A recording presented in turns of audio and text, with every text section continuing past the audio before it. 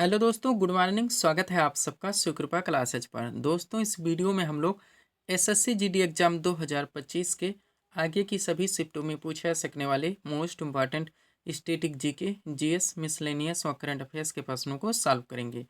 दोस्तों, ये सारे क्वेश्चंस हमारे आपके एग्जाम में पूछे जाने वाले प्रश्नों की सभी टॉपिक्स, प्रश्नों के लेवल, वहाँ प्रश्नों के टेंस, इसके अलावा दोस्तों आपके प्रीवियस ईयर एग्जाम्स के प्रश्नों को पूरी तरह से एनालाइज करके बनाया गया एक मोस्ट इम्पॉर्टेंट वीडियो है। तो दोस्तों, आप लोग इन्हें कॉन्सेंट्रेट होकर सॉल्व करें। क्वेश्चंस कम सॉल्व होने पर पुनः प्रश्नों का रिवीजन करें, ताकि एसएससी जीडी एग्जाम 2025 में आप लोग स्टैटिक जीके, जीएस, मिसलेनियस और करंट अफेयर्स के टॉपिक से अच्छा स्कोर कर सकें। ध्यान रखें दोस्तों, आपके एग्जाम में आपका पूरा स्टैटिक जीके यानी कि हिस्ट्री, पॉलिटी, ज्योग्राफी, इकोनॉमिक्स, पूरा आपका मिसलेनियस यानी विविध वाला चैप्टर, पूरा आपका जीएस यानी कि जनरल साइंस और करंट अफेयर्स, इन सभी टॉपिक्स का अच्छा खासा वेटेज है। पूरे 20 क्वेश्चंस आपके इन सभी टॉपिक से पूछे जाएंगे। तो चलिए दोस्तों, ज़्यादा समय न लेते हुए हम लोग इन सभी मोस्ट इम्पोर्टेंट प्रश्नों को सॉल्व करना शुरू करते हैं। दोस्तों, क्वेश्चंस को स्टार्ट करेंगे हम लोग जीके के टॉपिक से। पहला क्वेश्चन है दोस्तों हमारा, संविधान के संशोधन द्वारा पंथ निरपेक्ष शब्द को भारतीय संविधान की प्रस्तावना में जोड़ा गया। करेक्ट आंसर होगा वो 42वां संविधान संशोधन था, जो कि 1976 में किया गया था। जीके का पहला क्वेश्चन दोस्तों हमारा किस टॉपिक से लग गया है? महत्वपूर्ण संविधान संशोधन को लेकर आया। साथ में दोस्तों भारतीय संविधान की प्रस्तावना व 42वें संविधान संशोधन की भी बात हुई है। यानी कि जो सीट आपके सामने लगाई गई है, बहुत सारे क्वेश्चंस, बहुत सारी फैक्ट को पूरी तरह से कलेक्ट करके लगाई गई है। अगर इस सीट को आप लोग अच्छे से प्रिपेयर करके चलते हैं, तो आप अपने एग्जाम्स के लिए बहुत सारे क्वेश्चंस, फैक्ट व कंटेंट से पूरी तरह से प्रिपेयर रहेंगे। तो चलिए दोस्तों, इस सुपर टॉपिक्स को हम लोग पूरी तरह से कंप्लीट करना शुरू करते हैं। क्वेश्चन था हमारा, संविधान के किस संशोधन द्वारा पंथ निरपेक्ष शब्द को भारतीय संविधान की प्रस्तावना में जोड़ा गया? करेक्ट आंसर होगा 42वां संविधान संशोधन था, जो कि 1976 में किया गया था। अब चलिए दोस्तों, इस सीट को थोड़ा सा अपने सामने करते हैं। देखिएगा, इंपॉर्टेंट पॉइंट्स के जरिए इस टॉपिक को हर टेंट से टू जेड पूरी तरह से कंप्लीट किया गया है। पहला पॉइंट है हमारा, पंथ निरपेक्ष शब्द 42वें संविधान संशोधन अधिनियम 1976 के द्वारा प्रस्तावना में जोड़ा गया। इसी संशोधन अधिनियम के तहत समाजवादी और अखंडता शब्द भी भारतीय संविधान की प्रस्तावना में जोड़े गए। पूरी तरह से आप क्लियर रहेंगे। तो 42वें संविधान संशोधन जो कि 1976 में किया गया था, इसके द्वारा भारतीय संविधान की प्रस्तावना में 3 शब्द जोड़े गए थे, समाजवादी, पंथ निरपेक्ष और अखंडता। आगे बढ़ेंगे। इसके अलावा 42वें संविधान संशोधन अधिनियम 1976 के द्वारा ही सरदार स्वर्ण सिंह समिति की संस्तुतियों के आधार पर संविधान में 10 मूल कर्तव्यों को भी जोड़ा गया, जिसका प्रावधान भारतीय संविधान के भाग 4A और अनुच्छेद 51 का में है। पूरी तरह से हर फैक्ट को आप लोगों को क्लियर रखने हैं। आगे बढ़िएगा। अगला पॉइंट है आपका, 86वें संविधान संशोधन 2002 के द्वारा एक मूल कर्तव्य बढ़ा दिया गया। तब से वर्तमान में टोटल मूल कर्तव्यों की संख्या 11 है, ध्यान रखेंगे। वह 42वें संविधान संशोधन अधिनियम 1976 के द्वारा संविधान में कई बदलाव होने के कारण इसे मिनी संविधान या लघु संविधान या संविधान का मैग्ना कार्टा भी कहा जाता है, ध्यान रखेंगे। यहाँ से अगला पॉइंट है आपका, भारतीय संविधान में वर्णित मूल अधिकार यूएसए के संविधान से व मूल कर्तव्य रूस यानी कि पूर्व सोवियत संघ के संविधान से ले गए हैं। अच्छे से आप लोग कंप्लीट रखेंगे। हम आपको बताना चाहेंगे दोस्तों, हमारे एक एक सेंटेंस से, एक एक कॉन्सेप्ट से बहुत सारे क्वेश्चंस, बहुत सारे फैक्ट निकलते हैं, जो कि आपके एग्जाम में कंटिन्यू पूछे आते हैं। यही वजह दोस्तों, हम अपने वीडियोस में ऑप्शन नहीं लगाते। जो भी टॉपिक्स हमारे द्वारा जहाँ पे उठाए जाते हैं, उनको वहीं पे हर टेंट से टू जेड पूरी तरह से कंप्लीट कर दिया जाता है।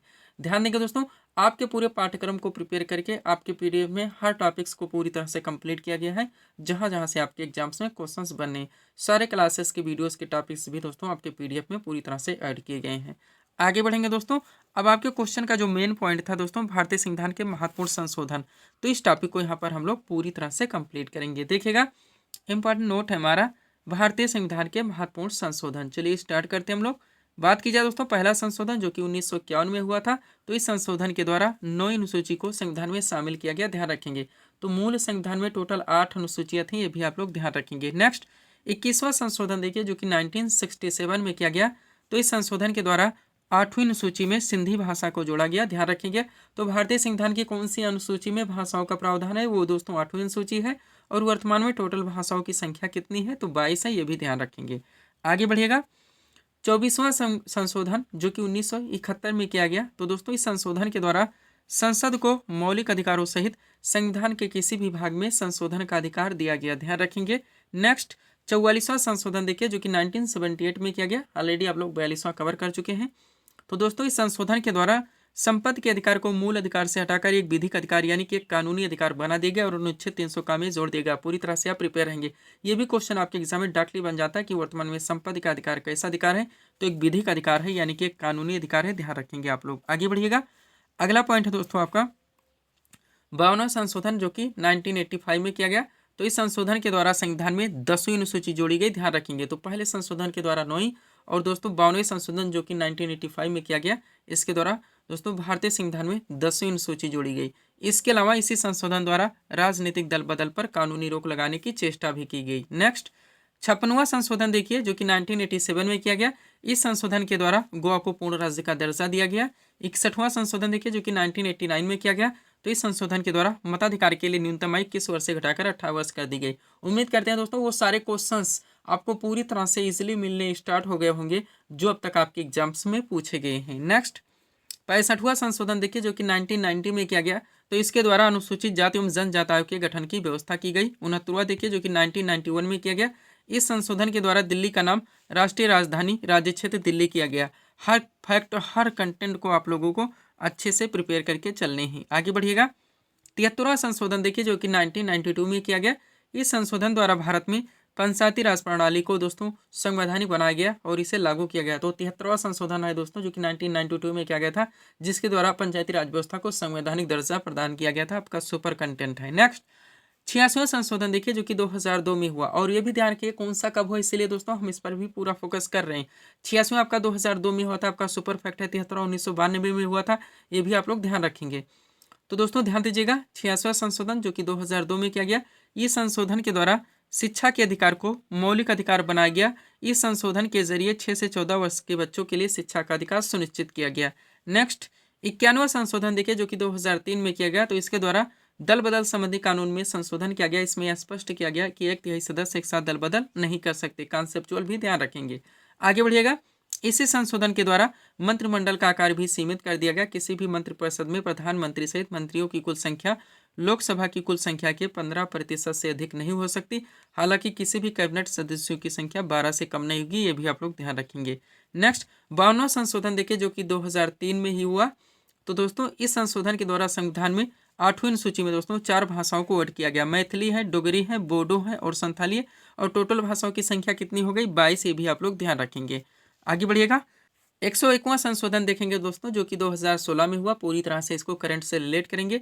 तो दोस्तों संविधान के 101वें संशोधन अधिनियम के द्वारा वस्तु एवं सेवा कर यानी कि जीएसटी को लागू करके अप्रत्यक्ष कर प्रणाली, ये भी ध्यान रखेंगे। जीएसटी कैसा टैक्स है? इनडायरेक्ट टैक्स है। तो अप्रत्यक्ष कर प्रणाली के सरलीकरण की व्यवस्था हासिल कर दी गई। और दोस्तों जीएसटी ने वस्तुओं और सेवाओं पर विभिन्न करों को एक कर में समेकित कर दिया, जिससे आपूर्ति श्रृंखला में कराधान सरल हो गया। नेक्स्ट 102वां संशोधन देखिए जो कि 2018 में हुआ। इसके द्वारा राष्ट्रीय पिछड़ा वर्ग आयोग को संवैधानिक दर्जा प्रदान किया गया। आपका सुपर कंटेंट है। 105वां संशोधन देखिए जो कि 2021 में हुआ। इस संशोधन अधिनियम ने सामाजिक और शैक्षिक रूप से पिछड़े वर्गों यानी कि SC/BC की सूची तैयार करने के लिए राज्य सरकारों की शक्ति को बहाल कर दी। और 106वां संशोधन देखिए जो कि 2023 में हुआ। इस संशोधन के द्वारा लोकसभा हो गया, राज्य विधानसभा और दिल्ली विधानसभा में महिलाओं के लिए 1/3 सीटें आरक्षित की गई। यहाँ तक इस टॉपिक को आप लोगों को कंप्लीट करके चलने हैं। चलिए दोस्तों थोड़ा सा हम लोग यहाँ पर PDF के बारे में बात करेंगे। पुनः हम लोग अगले टॉपिक्स को पूरी तरह से कंप्लीट करेंगे। देखिएगा दोस्तों SSC वाले एग्जाम से बात की जाए दोस्तों तो आपका SSC GD का PDF पूरी तरह से कंप्लीट है। एक परफेक्ट दोस्तों आपके एग्जाम के लिए पूरी तरह से सफिशिएंट PDF है, जो कि आपको कम से कम समय में अच्छे से अच्छे इसको दिलाने में पूरी तरह से सक्षम है। केवल 50 रुपीज़ दोस्तों इसकी पेड फीस रखी गई है। रेलवे वाले एग्जाम से बात की जाए दोस्तों तो आपका RPF कांस्टेबल NTPC और ग्रुप D का PDF भी पूरी तरह से रेडी कर दिया गया है। व्हाट्सअप नंबर दोस्तों आपके सामने है, जहाँ पर आप जुड़कर PDF ले सकते हैं। चलिए दोस्तों थोड़ा सा हम लोग यहाँ पर GD के PDF को देखेंगे। पुनः हम लोग अगले टॉपिक्स को पूरी तरह से कंप्लीट करेंगे। देखिएगा दोस्तों ये दोस्तों आपका SSC GD का कंप्लीट PDF है, जो कि शिव कृपा क्लासेज एजुकेशन संस्थान के द्वारा कंप्लीट किया गया है। इस PDF को बनाने में दोस्तों आपके SSC GD के प्रीवियस ईयर एग्जाम्स के क्वेश्चंस को भी पूरी तरह से एनालाइज किया गया है व वहाँ से भी मोस्ट इंपॉर्टेंट क्वेश्चंस को कलेक्ट किया गया है। इसके अलावा दोस्तों आपके पूरे क्वेश्चंस के वेटेज को, उनके लेवल को, उनके ट्रेंड को भी पूरी तरह से ध्यान में रखा गया है। आपके एग्जाम्स में जो पूरा दोस्तों यहाँ से स्टैटिक GK, GS, मिसलेनियस और करंट अफेयर से टोटल 20 क्वेश्चंस का वेटेज है। ये PDF आपका आपके एग्ज़ाम में पूरी तरह से अच्छा स्कोर दिलाने में सक्षम है। इसमें आपका पूरा साइंस का भी स्पेशल PDF आएगा, यानी कि फिजिक्स, केमिस्ट्री, बायो का पूरा आपका स्टैटिक जीके यानी कि हिस्ट्री, पॉलिटी, ज्योग्राफी, इकोनॉमिक्स, पूरा आपका मिसलेनियस यानी विविध का भी स्पेशल PDF आएगा और पूरा आपका करंट अफेयर्स का भी स्पेशल PDF आएगा। PDF को इस फॉर्मेट में दोस्तों रेडी भी किया गया है कि आपको पढ़ने में भी अच्छा लगेगा और आपकी सारी चीज़ें कम से कम समय में पूरी तरह से क्लियर हो जाएंगी। तो चलिए दोस्तों, सीधे हम लोग अगले क्वेश्चन की ओर चलते हैं। अगला क्वेश्चन दोस्तों आपके सामने है, देखेंगे किस टॉपिक से रखा गया। क्वेश्चन है हमारा 1857 ईस्वी के विद्रोह का नेतृत्व लखनऊ से किसने किया था। करेक्ट आंसर होगा बेगम हजरत महल ने। जीके का अगला क्वेश्चन दोस्तों आपका किस टॉपिक से लग गया। 1857 ईस्वी की क्रांति को लेकर आया, जो कि आपका सुपर टॉपिक है, ट्रेंडिंग टॉपिक है, एवरग्रीन टॉपिक है। बहुत सारे क्वेश्चंस, बहुत सारे फैक्ट इस टॉपिक से निकलते हैं जो कि आपके एग्जाम में कंटिन्यू पूछे जाते हैं। तो कंप्लीट सीट आपके सामने लगी हुई है, अच्छे से आप लोगों को प्रिपेयर करके चलने हैं। चलिए शुरू करते हैं हम लोग। क्वेश्चन था हमारा 1857 ईस्वी के विद्रोह का नेतृत्व लखनऊ से किसने किया था। करेक्ट आंसर होगा बेगम हजरत महल ने। अब चलिए दोस्तों इस सीट को थोड़ा सा अपने सामने करते हैं, देखिएगा इंपॉर्टेंट पॉइंट्स के जरिए इस टॉपिक को हॉट ट्रेंड से क्रम से पूरी तरह से कंप्लीट किया गया है। पहला पॉइंट है हमारा 29 मार्च 1857 ईस्वी को मंगल पांडे, अब जानते हैं इनका नाम इनके साथ जुड़ा हुआ है, नामक एक सैनिक ने बैरकपुर में गाय की चर्बी मिले कारतूसों को मुंह से काटने से स्पष्ट मना कर दिया। फलस्वरूप उन्हें गिरफ्तार कर 8 अप्रैल 1857 को फांसी दे दी गई। नेक्स्ट, मंगल पांडे का संबंध 34वीं नेटिव इन्फेंट्री यानी कि NI से था। आगे बढ़ेंगे। 10 मई 1857 के दिन मेरठ, जरूर ध्यान रखें कि पैदल टुकड़ी यानी 20 NI से 1857 ईस्वी की क्रांति की शुरुआत हुई और 1857 ईस्वी की क्रांति के समय भारत के मुगल सम्राट बहादुर शाह जफर यानी कि बहादुर शाह द्वितीय थे और 1857 ईस्वी की क्रांति के समय भारत के गवर्नर जनरल दोस्तों लॉर्ड कैनिंग थे। अच्छे से आप लोगों को कंप्लीट करके चलने हैं। आगे बढ़ेगा दोस्तों, अब इस टॉपिक से जो आपके एग्जाम में डार्कली क्वेश्चंस बनते हैं पूरी तरह से आप कंप्लीट करेंगे। देखिएगा पॉइंट है हमारा 1857 ईस्वी की महान क्रांति के प्रमुख केंद्र और संबंधित नेतृत्व करता। डार्कली आपके एग्जाम से क्वेश्चंस बनते हैं दोस्तों कि 1857 ईस्वी की विद्रोह का नेतृत्व कहाँ से किसने किया था, तो पूरी तरह से आप कंप्लीट करेंगे। चलिए शुरू करते हैं। बात की जाए दोस्तों दिल्ली से, तो दिल्ली से दोस्तों 1857 ईस्वी के विद्रोह का नेतृत्व बहादुर शाह जफर ने किया था और बख्त खान ने सैन्य नेतृत्व किया था, ये भी ध्यान रखेंगे। नेक्स्ट, कानपुर से बात की जाए दोस्तों तो नाना साहब ने किया था, वह तात्या टोपे ने सैन्य नेतृत्व किया था। नेक्स्ट, लखनऊ से बात की जाए दोस्तों तो 1857 ईस्वी के विद्रोह का नेतृत्व बेगम हजरत महल ने किया था। झांसी से दोस्तों रानी लक्ष्मीबाई ने किया था। इलाहाबाद से बात की जाए तो लियाकत अली ने किया था। जगदीशपुर से दोस्तों कुंवर सिंह ने किया था। बरेली से बात की जाए तो खान बहादुर खान ने किया था। फैजाबाद से दोस्तों मौलवी अहमदुल्ला ने किया था और फतेहपुर से दोस्तों 1857 ईस्वी के विद्रोह का नेतृत्व असीमुल्ला ने किया था। यहाँ तक इस टॉपिक को आप लोगों को कंप्लीट रखने हैं। PDF के लिए हमारा व्हाट्सअप नंबर लगा हुआ दोस्तों। बढ़ेंगे हम लोग अगले टॉपिक्स की ओर। अगला क्वेश्चन दोस्तों आपके सामने है, देखेंगे किस टॉपिक से रखा गया है। क्वेश्चन है हमारा गुलाम वंश की स्थापना किसने की थी। करेक्ट आंसर होगा कुतुबुद्दीन ऐबक ने। जीके का अगला क्वेश्चन दोस्तों आपका किस टॉपिक से लग गया है। महत्वपूर्ण ऐतिहासिक राजवंश, उनके संस्थापक व राजधानी से। डायरेक्टली आपके एग्जाम से क्वेश्चंस बनते हैं दोस्तों। आप लोग जानते हैं कि कौन से वंश की स्थापना किसके द्वारा की गई थी, तो यहाँ पे दोस्तों संस्थापक के साथ साथ राजधानी में मेंशन करके परफेक्ट सीट आपके सामने लगाई गई है। अच्छे से आप लोगों को कंप्लीट करके चलने हैं। चलिए शुरू करते हैं हम लोग। क्वेश्चन था हमारा गुलाम वंश की स्थापना किसने की थी। करेक्ट आंसर होगा कुतुबुद्दीन ऐबक ने। क्वेश्चन का टॉपिक है हमारा ऐतिहासिक जितने भी दोस्तों राजवंश हैं उनके संस्थापक एवं उनकी राजधानी। चलिए दोस्तों इस सीट को थोड़ा सा अपने सामने करते हैं। देखिएगा सबसे पहले इसमें विभिन्न ऐतिहासिक राजवंशों के नाम दिए गए हैं, उसके बाद में उनके संस्थापक के नाम दिए गए हैं और राजधानी भी मेंशन कर दी गई है। बात की जाए दोस्तों हर्यक वंश की, तो इनके संस्थापक बिंबिसार थे, इनकी राजधानी राजगिरह थी। नेक्स्ट, शिशुनाग वंश की बात की जाए तो इनके संस्थापक शिशुनाग थे, इनकी राजधानी वैशाली थी। मौर्य वंश की बात की जाए तो इनके संस्थापक चंद्रगुप्त मौर्य थे, इनकी राजधानी पाटलिपुत्र थी। शुंग वंश की बात की जाए तो इनके संस्थापक पुष्यमित्र शुंग थे और इनकी भी राजधानी पाटलिपुत्र थी, ध्यान रखेंगे। नेक्स्ट, गुलाम वंश की बात की जाए इनके संस्थापक कुतुबुद्दीन ऐबक थे, इनकी राजधानी दिल्ली थी। संगम वंश के संस्थापक हरिहर बुक्का थे, इनकी राजधानी विजयनगर थी। लोधी वंश के संस्थापक बहलोल लोधी थे, इनकी राजधानी दिल्ली थी। अच्छे से हर फैक्ट को आप लोगों को प्रिपेयर रखने हैं। आगे बढ़िएगा दोस्तों, सब कुछ आपके PDF में पूरी तरह से मेंशन है। सारे क्लासेस के वीडियोस के टॉपिक्स भी दोस्तों आपके PDF में पूरी तरह से ऐड किए गए हैं। अगला है राष्ट्रकूट वंश, मोस्ट इंपोर्टेंट, जिनके संस्थापक दंतदुर्ग थे, इनकी राजधानी मान्यखेड़ थी। पल्लव वंश के संस्थापक सिंह विष्णु थे, इनकी राजधानी कांचीपुरम थी। चालुक्य वंश के संस्थापक पुलकेशिन प्रथम थे, इनकी राजधानी बादामी या वातपी थी। मुगल वंश के संस्थापक बाबर थे, इनकी राजधानी दिल्ली व आगरा दोनों थी। तुगलक वंश के संस्थापक गयासुद्दीन तुगलक थे, इनकी राजधानी दिल्ली थी। खिलजी वंश के संस्थापक जलालुद्दीन खिलजी थे, इनकी भी राजधानी दिल्ली थी। और लोदी वंश के संस्थापक बहलोल लोदी थे, इनकी भी राजधानी दिल्ली थी। वर्धन वंश के संस्थापक पुष्यभूति थे, इनकी राजधानी थानेश्वर व कन्नौज दोनों थी। अच्छे से आप लोग ध्यान रखेंगे। आगे बढ़िएगा। गुर्जर प्रतिहार वंश के संस्थापक नागभट्ट प्रथम थे, इनकी राजधानी कन्नौज थी। चौहान वंश के संस्थापक वासुदेव थे, इनकी राजधानी अजमेर थी। नंद वंश के संस्थापक महापद्मनंद थे, इनकी राजधानी पाटलिपुत्र थी। और सातवाहन वंश के संस्थापक सिमुक थे, इनकी राजधानी प्रतिष्ठान थी। यहाँ तक इस टॉपिक को आप लोगों को कंप्लीट करके चलने हैं। पीडीएफ के लिए हमारा व्हाट्सअप नंबर लगा हुआ है। बढ़ेंगे दोस्तों हम लोग अगले टॉपिक्स की ओर। अगला क्वेश्चन दोस्तों आपके सामने है, देखेंगे किस टॉपिक से रखा गया है। क्वेश्चन है हमारा, हर्षचरित नामक पुस्तक के लेखक कौन है? करेक्ट आंसर होगा बाणभट्ट। जीके का अगला क्वेश्चन दोस्तों आपका किस टॉपिक से लग गया है? महत्वपूर्ण प्राचीन पुस्तकें उनके लेखक। आपका सुपर टॉपिक है दोस्तों, कंटिन्यू आपके एग्जाम्स के हर शिफ्ट में यहाँ से भी क्वेश्चन पूछे जा रहे हैं, तो पूरी तरह से कंप्लीट करके सीट आपके सामने लगा दी गई है। अच्छे से आप लोगों को प्रिपेयर करके चलने हैं। चलिए शुरू करते हैं हम लोग। क्वेश्चन था हमारा, हर्षचरित नामक पुस्तक के लेखक कौन है? करेक्ट आंसर होगा बाणभट्ट। क्वेश्चन का टॉपिक है हमारा महत्वपूर्ण प्राचीन पुस्तकें एवं उनके लेखक। चलिए दोस्तों इस सीट को थोड़ा सा अपने सामने करते हैं, देखिएगा। अब एक तरफ दोस्तों विभिन्न महत्वपूर्ण प्राचीन पुस्तकों के नाम दिए गए हैं, दूसरी तरफ उनसे संबंधित लेखक के नाम दिए गए हैं।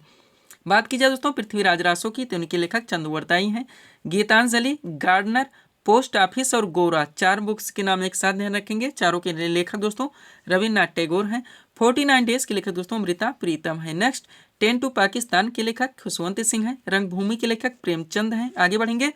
पल्लव के लेखक दोस्तों सुमित्रा नंदन पंत हैं। कुरुक्षेत्र और उर्वशी दोनों के लेखक रामधारी सिंह दिनकर हैं। कौन है? रामधारी सिंह दिनकर हैं। अच्छे से आप लोग ध्यान रखेंगे। आगे बढ़ेंगे। अनहैप्पी इंडिया के लेखक लाला लाजपत राय हैं। भारत भारती के लेखक मैथिली शरण गुप्त हैं। कागज ते कैनवास के लेखक अमृता प्रीतम हैं। पंचतंत्र के लेखक विष्णु शर्मा है। द कंपनी ऑफ वीमेन के लेखक खुशवंत सिंह हैं।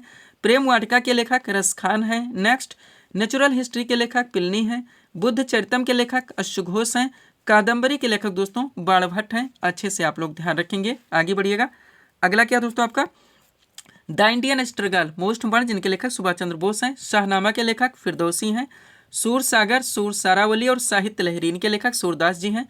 हुमायूंनामा की लेखिका गुलबदन बेगम है। लाइफ डिवाइन के लेखक अरविंद घोष हैं। नेक्स्ट अनामिका के लेखक दोस्तों सूर्यकांत त्रिपाठी निराला है।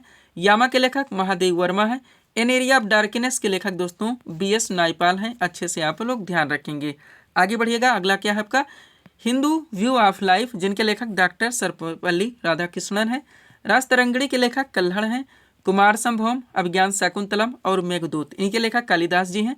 मालती माधव के लेखक भवभूति हैं। किताबुल हिंद के लेखक अलबरूनी हैं। दादा कामरेड के लेखक यशपाल हैं। आगे बढ़ेंगे। चिदम्बरा के लेखक दोस्तों सुमित्रा नंदन पंत हैं। The dark room, my days और मालगुडी डेज, तीनों मोस्ट इंपॉर्टेंट हैं। लेखक कौन है? RK नारायण हैं। अच्छे से आप लोग ध्यान रखेंगे। आगे बढ़िएगा। अगला क्या है दोस्तों आपका, चंद्रकांता, जिनके लेखक देवकीनंदन खत्री हैं। कामसूत्र के लेखक वात्स्यायन हैं। हितोपदेश के लेखक नारायण पंडित हैं। अर्थशास्त्र के लेखक चाणक्य या कौटिल्य हैं।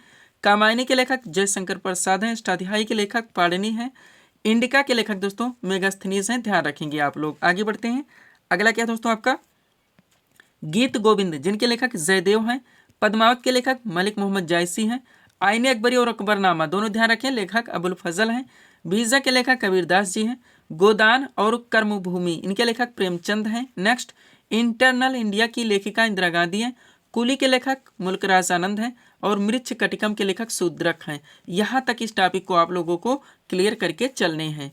PDF के लिए दोस्तों ये हमारा व्हाट्सअप नंबर लगा हुआ है। बढ़ेंगे दोस्तों हम लोग अगले टॉपिक्स की ओर। अगला क्वेश्चन दोस्तों आपके सामने है, देखेंगे किस टॉपिक से रखा गया है। क्वेश्चन है हमारा, फरक्का परियोजना किस नदी पर संचालित है? करेक्ट आंसर होगा गंगा नदी पर। जीके का अगला क्वेश्चन दोस्तों आपका किस टॉपिक से लग गया है? जो दोस्तों भारत की नदी घाटी परियोजनाएं या बहुउद्देशीय परियोजनाएं या दोस्तों जल विद्युत परियोजनाएं, डायरेक्टली आपके एग्जाम से क्वेश्चंस बनते हैं दोस्तों कि ये किस नदी या नदियों के संगम पर संचालित है। तो यहाँ पे दोस्तों उन नदी या नदियों के संगम पर संचालित होने के साथ साथ दोस्तों ये किस राज्य में पड़ते हैं, ये भी पूरी तरह से मेंशन करके एक परफेक्ट सीट आपके सामने लगा दी गई है। अगर इस सीट को आप लोग अच्छे से प्रिपेयर रखते हैं, किसी भी टेंट से आपके एग्जाम से क्वेश्चन आते हैं, आपसे क्वेश्चन मिस नहीं हो सकते। तो चलिए दोस्तों इस सुपर टॉपिक्स को हम लोग पूरी तरह से कंप्लीट करना शुरू करते हैं। क्वेश्चन था हमारा, फरक्का परियोजना किस नदी पर संचालित है? करेक्ट आंसर होगा गंगा नदी पर। आप चलिए दोस्तों इस सीट को थोड़ा सा अपने सामने करते हैं, देखिएगा नदी घाटी परियोजनाएं या बहुउद्देशीय परियोजनाओं के नाम दिए गए हैं। उसके बाद में दोस्तों ये किस राज्य या केंद्र शासित प्रदेश में स्थित है ये भी दे दिया गया है, और किस नदी या नदियों के संगम पर संचालित है ये भी पूरी तरह से मेंशन कर दिया गया है। स्टार्ट करते हम लोग। बात की जाए दोस्तों भीमा परियोजना की, तो ये महाराष्ट्र में पड़ता है, जो कि पवना एवं कृष्णा नदियों के संगम पर संचालित है। नेक्स्ट, हीराकुड जल विद्युत परियोजना आपका मोस्ट इंपोर्टेंट, जो कि ओडिशा में पड़ता है, ये महानदी पर संचालित है।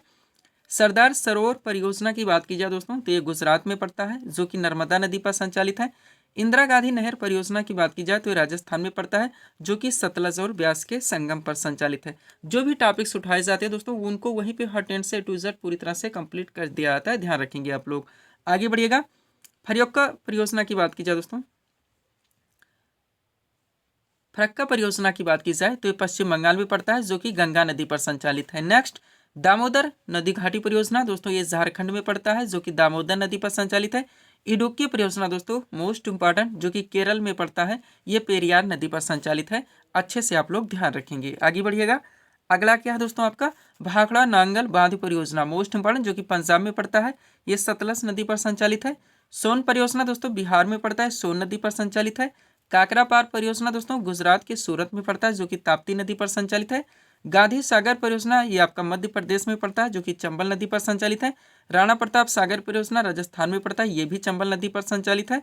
और जवाहर सागर परियोजना दोस्तों राजस्थान में पड़ता है, ये भी चंबल नदी पर संचालित है, ध्यान रखेंगे। नेक्स्ट, माता टीला बांध परियोजना दोस्तों उत्तर प्रदेश व मध्य प्रदेश दोनों क्षेत्रों में पड़ जाता है, ये बेतवा नदी पर संचालित है। टिहरी बांध परियोजना दोस्तों उत्तराखंड में पड़ता है, जो कि भागीरथी एवं भिलांगना नदी के संगम पर संचालित है, ध्यान रखेंगे आप लोग। आगे बढ़ते हैं। अगला क्या दोस्तों आपका नागार्जुन सागर परियोजना मोस्ट इंपोर्टेंट, जो कि आंध्र प्रदेश में पड़ता है, कृष्णा नदी पर संचालित है। तुंगभद्रा परियोजना आंध्र प्रदेश एवं कर्नाटक दोनों क्षेत्रों में पड़ता है, तुंगभद्रा नदी पर संचालित है। थीनबाद दोस्तों पंजाब में पड़ता है, ये रावी नदी पर संचालित है। सलाल पनबिजली परियोजना आपका जम्मू कश्मीर में पड़ता है, सिनाब नदी पर संचालित है। यहाँ तक इस टॉपिक को आप लोग कलेक्ट करके चलेंगे। पीडीएफ के लिए हमारा व्हाट्सएप नंबर लगा हुआ है। बढ़ेंगे दोस्तों हम लोग अगले टॉपिक्स की ओर। अगला क्वेश्चन दोस्तों आपके सामने है, देखेंगे किस टॉपिक से रखा गया। क्वेश्चन है हमारा माओरी जनजात का निवास क्षेत्र किस देश में है। करेक्ट आंसर होगा न्यूजीलैंड में। क्वेश्चन अगला किस टॉपिक से लग गया दोस्तों, विश्व की जो प्रमुख जनजातियां दोस्तों डायरेक्टली आपके एग्जाम से क्वेश्चंस बनते हैं कि ये किस देश या क्षेत्र में निवास करती हैं। आपका सुपर टॉपिक है दोस्तों, छोटा सा टॉपिक, इजी सा टॉपिक, लेकिन आपका ट्रेंडिंग टॉपिक है। कंटिन्यू आपके एग्जाम्स में यहाँ से क्वेश्चन देखने को मिलेंगे। कंप्लीट सीट आपके सामने लगी हुई है, अच्छे से आप लोगों को प्रिपेयर करके चलने हैं। चलिए शुरू करते हैं हम लोग। क्वेश्चन था हमारा माओरी जनजात का निवास क्षेत्र किस देश में है, तो न्यूजीलैंड में है। चलिए सीट को थोड़ा सा अपने सामने करते हैं, देखिएगा एक तरफ इसमें दोस्तों विभिन्न जनजातियों के नाम दिए गए हैं, दूसरी तरफ संबंधित देश या क्षेत्र के नाम दिए गए हैं जहाँ पे निवास करते हैं।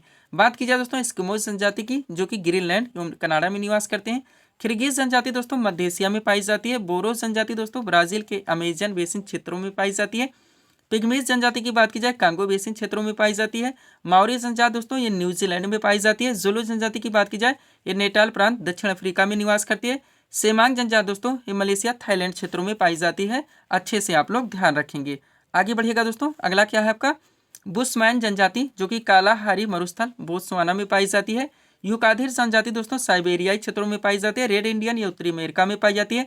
और बद्दू दोस्तों ये अरब निवासी हैं। यहाँ तक आपको कंप्लीट करके चलने हैं। पीडीएफ के लिए हमारा व्हाट्सएप नंबर लगा हुआ। चलेंगे हम लोग अगले टॉपिक्स की ओर। अगला क्वेश्चन दोस्तों आपके सामने है, देखेंगे किस टॉपिक से रखा गया। क्वेश्चन है हमारा खजुराहो मंदिर भारत के किस राज्य में स्थित है। करेक्ट आंसर होगा छतरपुर मध्य प्रदेश में। जीके का अगला क्वेश्चन दोस्तों आपका किस टॉपिक से लगा। भारत के जो प्रमुख मंदिर एवं इमारतें हैं, डायरेक्टली आपके एग्जाम से क्वेश्चन बनते हैं दोस्तों कि ये किस राज्य के शासित प्रदेश में स्थित हैं। तो कंप्लीट सीट दोस्तों आपके सामने लगी हुई है, अच्छे से आप लोगों को प्रिपेयर करके चलने हैं। चलिए शुरू करते हैं हम लोग। क्वेश्चन था हमारा खजुराहो मंदिर भारत के किस राज्य में स्थित है। करेक्ट आंसर होगा छतरपुर मध्य प्रदेश में। आप चलिए दोस्तों इस सीट को थोड़ा सा अपने सामने करते देखिएगा। सबसे पहले दोस्तों इसमें भारत के प्रमुख मंदिर एवं इमारतों के नाम दिए गए, दूसरी तरफ संबंधित राज्य या केंद्र शासित प्रदेश के नाम दिए गए जहाँ पे स्थित है। ध्यान देंगे आप लोग, एग्जैक्ट लोकेशन के साथ आपको कंप्लीट करने हैं। ज्यादातर दोस्तों आपके ऑप्शन में एग्जैक्ट लोकेशन ही दिया जाता है। आप लोग पूरी तरह से इससे क्लियर रहेंगे। चलिए शुरू करते हैं। बात की जाए दोस्तों अजंता एवं एलोरा गुफा, जो कि औरंगाबाद महाराष्ट्र में स्थित है। अब ये औरंगाबाद आप जरूर ध्यान रखेंगे। शांति निकेतन ये बीरभूम पश्चिम बंगाल में स्थित है। यहाँ पर बीरभूम आपको जरूर ध्यान रखने। एलिफेंटा गुफा दोस्तों मुंबई महाराष्ट्र में स्थित है। सांची का स्तूप रायसेन मध्य प्रदेश में स्थित है। रायसेन जरूर ध्यान रखेंगे एग्जैक्ट लोकेशन के साथ, इसलिए इसको कंप्लीट किया गया है। लिंगराज मंदिर दोस्तों भुवनेश्वर ओडिशा में स्थित है। सूर्य मंदिर जिसे काला पैगोडा के नाम से भी जानाता है, कोणार्क ओडिशा में स्थित है। दक्षिणेश्वर काली मंदिर ये आपका कोलकाता पश्चिम बंगाल में स्थित है, ध्यान रखेंगे। जितने भी टेंट से क्वेश्चन बन सकते हैं दोस्तों मेंशन किया गया है। अगला है आपका सोमनाथ मंदिर जो कि गिर सोमनाथ गुजरात में स्थित है। गिर सोमनाथ जरूर ध्यान रखेंगे। कैलाश मंदिर एलोरा महाराष्ट्र में। त्र्यंबकेश्वर मंदिर नासिक महाराष्ट्र में। महाबलेश्वर मंदिर ये महाराष्ट्र में। दिलवाड़ा जैन मंदिर माउंट आबू राजस्थान में। ब्रह्मा मंदिर दोस्तों पुष्कर राजस्थान में। रामेश्वरम मंदिर तमिलनाडु में है। मीनाक्षी मंदिर आपका मदुरई तमिलनाडु में है। यहाँ पर मदुरई ज्यादा ध्यान रखेंगे, अक्सर यही आपके दोस्तों ऑप्शन में दे दिया जाता है। आगे बढ़ेंगे। बृहदेश्वर मंदिर तंजावुर तमिलनाडु में। नटराज मंदिर चिदम्बरम तमिलनाडु में। वेंकटेश्वर मंदिर ये तिरुपति आंध्र प्रदेश में है। जगन्नाथ मंदिर पुरी ओडिशा में है। वैष्णो देवी मंदिर जम्मू कश्मीर में है। खजुराहो मंदिर ये छतरपुर मध्य प्रदेश में। यहाँ तक इस टॉपिक को आपको कंप्लीट रखने हैं। पीडीएफ के लिए हमारा व्हाट्सअप नंबर लगा हुआ है। बढ़ेंगे दोस्तों हम लोग अगले टॉपिक्स की ओर। अगला क्वेश्चन दोस्तों आपके सामने है, देखेंगे किस टॉपिक से रखा गया है। क्वेश्चन है हमारा कार्बेट राष्ट्रीय उद्यान भारत के किस राज्य में स्थित है। करेक्ट आंसर होगा नैनीताल उत्तराखंड में। जीके का अगला क्वेश्चन दोस्तों आपका किस टॉपिक से लग गया। जितने भी दोस्तों राष्ट्रीय उद्यान है या वन्यजीव अभ्यारण्य है दोस्तों या राष्ट्रीय पार्क है, ये डायरेक्टली आपके एग्जाम में क्वेश्चन बनते हैं दोस्तों कि किस राज्य के शासित प्रदेश में स्थित है। कंप्लीट सीट आपके सामने लगाई गई है, अच्छे से आप लोगों को प्रिपेयर करके चलने हैं। चलिए शुरू करते हैं हम लोग। क्वेश्चन था हमारा कार्बेट राष्ट्रीय उद्यान भारत के किस राज्य में स्थित है। करेक्ट आंसर होगा नैनीताल उत्तराखंड में। अब चलिए दोस्तों इस सीट को थोड़ा सा अपने सामने करते हैं। देखिएगा एक तरफ दोस्तों इसमें राष्ट्रीय उद्यान या वन्यजीव अभ्यारण्य के नाम देंगे, दूसरी तरफ संबंधित स्थान के नाम देंगे जहाँ पे स्थित है। एग्जैक्ट लोकेशन के साथ इसको भी आप लोगों को कंप्लीट करने हैं। बात की जाए दोस्तों काजीरंगा राष्ट्रीय उद्यान की तो ये जोरहाट असम में है। मानस वन्यजीव अभ्यारण्य बारपेटा असम में है। हजारीबाग राष्ट्रीय पार्क हजारीबाग झारखंड में है। बेतला राष्ट्रीय पार्क पलामू झारखंड में है। गिर राष्ट्रीय उद्यान आपका जूनागढ़ गुजरात में है, ध्यान रखेंगे। बादीपुर राष्ट्रीय पार्क बादीपुर कर्नाटक में है। केवलादेव पश्चिम बिहार दोस्तों भरतपुर राजस्थान में। अब यहाँ पर भरतपुर आपको जरूर ध्यान रखने हैं। आगे बढ़िएगा। अगला क्या है दोस्तों आपका सरिस्का वन्यजीव अभ्यारण्य जो कि अलवर राजस्थान में है। दचीगाम वन्यजीव अभ्यारण्य श्रीनगर जम्मू कश्मीर में है। कान्हा राष्ट्रीय उद्यान बालाघाट मध्य प्रदेश में। सिमलीपाल राष्ट्रीय उद्यान मयूरभंज ओडिशा में है। दुधवा राष्ट्रीय उद्यान लखीमपुर खीरी उत्तर प्रदेश में। कार्बेट राष्ट्रीय उद्यान नैनीताल उत्तराखंड में। नैनीताल जरूर ध्यान रखेंगे। पेरियार वन्यजीव अभ्यारण्य डुक्की केरल में है। श्रावती वन्यजीव अभ्यारण्य दोस्तों आपका शिवमोगा कर्नाटक में है, ध्यान रखेंगे आप लोग। आगे बढ़ते हैं। अगला है दोस्तों आपका नंदा देवी पशु विहार जो कि चमोली उत्तराखंड में है। चंद्रप्रभा वन्यजीव अभ्यारण्य आपका वाराणसी उत्तर प्रदेश में। रणथंभौर वन्यजीव अभ्यारण्य सवाई माधोपुर राजस्थान में। कैमूर वन्यजीव अभ्यारण्य दोस्तों बिहार में है। सतपुड़ा राष्ट्रीय उद्यान सिही एवं सरगुजा मध्य प्रदेश में। पंचमढ़ी वन्यजीव अभ्यारण्य आपका होशंगाबाद मध्य प्रदेश में। यहाँ तक इस टॉपिक को आपको कंप्लीट करके चलने हैं। पीडीएफ के लिए हमारा व्हाट्सअप नंबर लगा हुआ है। बढ़ेंगे दोस्तों हम लोग अगले टॉपिक्स की ओर। अगला क्वेश्चन दोस्तों आपके सामने है, देखेंगे किस टॉपिक से रखा गया। क्वेश्चन है हमारा केंद्रीय औद्योगिक सुरक्षा बल यानी कि सीआईएसएफ की पहली महिला प्रमुख कौन बनी है। करेक्ट आंसर होगा नीना सिंह। अगला क्वेश्चन दोस्तों आपका किस टॉपिक से लगा। रिसेंटली करंट अफेयर्स से। और दोस्तों रिसेंटली करंट अफेयर्स के मोस्ट क्वेश्चंस को कलेक्ट करके एक सीट आपके सामने लगाई गई। एक एक क्वेश्चन आपके एग्जाम के लिए पूरी तरह से सुपर हो सकते हैं। हर क्वेश्चंस को आप लोगों को अच्छे से प्रिपेयर रखने हैं। चलिए शुरू करते हैं हम लोग। क्वेश्चन था हमारा केंद्रीय औद्योगिक सुरक्षा बल यानी कि सीआईएसएफ की पहली महिला प्रमुख कौन बनी है। करेक्ट आंसर होगा नीना सिंह। आप चलिए दोस्तों इस सीट को थोड़ा सा अपने सामने करते हैं। देखिएगा रिसेंटली करंट अफेयर्स के मोस्ट क्वेश्चंस का कलेक्शन है हमारा, कांस्टेंट होकर आप लोगों को सॉल्व करने हैं। चलिए शुरू करते हैं हम लोग। पहला क्वेश्चन दोस्तों ऑस्ट्रेलियाई ओपन 2024 में पुरुष एकल का खिताब किसने जीता है। तो जनिक सिनर ने जीता है जो कि इटली से आते हैं। नेक्स्ट ऑस्ट्रेलियन ओपन 2024 में महिला एकल का खिताब किसने जीता। तो ये दोस्तों रीना सबालेंका ने जीता है। नेक्स्ट 69वें फिल्म फेयर पुरस्कार 2024 में सर्वश्रेष्ठ अभिनेता का पुरस्कार किसने जीता है। तो रणबीर कपूर ने जीता है। मूवी का नाम है एनिमल। और इसी के साथ देखेंगे 69वें फिल्म फेयर पुरस्कार 2024 में सर्वश्रेष्ठ अभिनेत्री का पुरस्कार किसने जीता है। तो आलिया भट्ट ने जीता है। मूवी का नाम है राखी और रानी की प्रेम कहानी। नेक्स्ट वर्ष 2024 में कितने लोगों को कीर्ति चक्र प्रदान किया जाएगा। तो 6 लोगों को। और वर्ष 2024 के लिए प्रथम सेना कमांडर सम्मेलन कहाँ आयोजित किया गया है। तो ये नई दिल्ली में किया गया है। हर क्वेश्चंस को आप लोगों को अच्छे से प्रिपेयर रखने हैं। नेक्स्ट 10 दिवसीय दोस्तों गगन शक्ति 2024 जो कि एक मेगा अभ्यास है, पूछा जा रहा है किसके द्वारा शुरू किया गया है, तो ये भारतीय वायुसेना के द्वारा। नेक्स्ट, यूथ बॉक्सिंग विश्व कप 2024 की पदक तालिका में भारत किस स्थान पर रहा, तो दूसरे स्थान पर।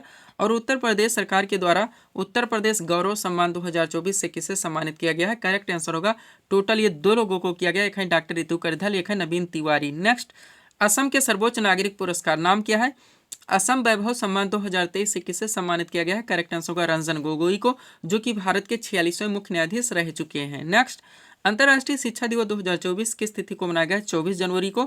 और सुभाष चंद्र बोस आपदा प्रबंधन पुरस्कार 2024 से किसे प्रदान किया गया है, तो ये 60 पैरासूट फील्ड हॉस्पिटल को किया गया, जो कि उत्तर प्रदेश में स्थित है। नेक्स्ट, किस राज्य के हनुमानगढ़ी बेसन के लड्डू को जीआई टैग मिला है, तो उत्तर प्रदेश का प्रोडक्ट है, ध्यान रखेंगे आप लोग। आगे बढ़िएगा, अगला क्वेश्चन है दोस्तों आपका, राष्ट्रीय स्टार्टअप दिवस 2024 हाल ही में कब मनाया गया, 16 जनवरी को। नेक्स्ट, राष्ट्रीय प्रौद्योगिकी दिवस 2024 हाल ही में कब मनाया गया, 11 मई को। और 7वीं बार संतोष ट्रॉफी 2023-24 का खिताब किसने जीता है, सर्विसेज ने। नेक्स्ट, मोहम्मद मुस्तफ़ा किस देश के नए प्रधानमंत्री बने, फिलिस्तीन के। और आज़ादी के बाद समान नागरिक संहिता यानी कि यूसीसी अधिनियम लागू करने वाला भारत का पहला राज्य कौन सा बना है, तो उत्तराखंड है। और विश्व किडनी दिवस 2024 कब मनाया गया, 14 मार्च को। और विश्व कैंसर दिवस 2024 कब मनाया गया है, तो ये 4 फरवरी को मनाया गया, ध्यान रखेंगे आप लोग। आगे बढ़ते हैं, अगला क्वेश्चन दोस्तों आपका, केंद्रीय औद्योगिक सुरक्षा बल यानी कि सीआईएसएफ की पहली महिला प्रमुख कौन बनी, तो नीना सिंह है। नेक्स्ट, कहा कि सोमपेन जनजाति ने पहली बार मतदान में भाग लिया, तो ग्रेट निकोबार की। और पुरानी पेंशन योजना यानी कि ओपीएस लागू करने वाला पूर्वोत्तर का पहला राज्य कौन सा बना है, सिक्किम है। नेक्स्ट, प्रतिष्ठित महाराष्ट्र गौरव पुरस्कार 2024 से किसे सम्मानित किया गया, डॉक्टर उमा रेले को। और किस राज्य में सिग्मो उत्सव 2024 मनाया गया, तो गोवा में। नेक्स्ट, पुलिस अनुसंधान व विकास ब्यूरो के नए महानिदेशक कौन बने हैं, तो राजीव शर्मा है, अच्छे से आप लोग ध्यान रखेंगे। आगे बढ़िएगा, अगला क्वेश्चन है आपका, भारत की पैरालंपिक समिति के नए अध्यक्ष कौन बने, देवेंद्र झाझरिया। नेक्स्ट, मार्च 2024 में अंतर्राष्ट्रीय गीता महोत्सव 2024 कहाँ आयोजित किया गया, कोलंबो श्रीलंका में। और भारत में 14वां राष्ट्रीय मतदाता दिवस 2024 का मनाया गया, 25 जनवरी को। यहाँ तक आप लोग रिसेंटली करंट के क्वेश्चंस को भी कंप्लीट रखेंगे। तो दोस्तों यहीं पर हम इस वीडियो को विराम देना चाहेंगे और भी टॉपिक सेट करते हैं, तो आपका वीडियो लंबा खिंच जाएगा। तो मिलते हैं दोस्तों अपने अगले वीडियोस में। Thanks for watching.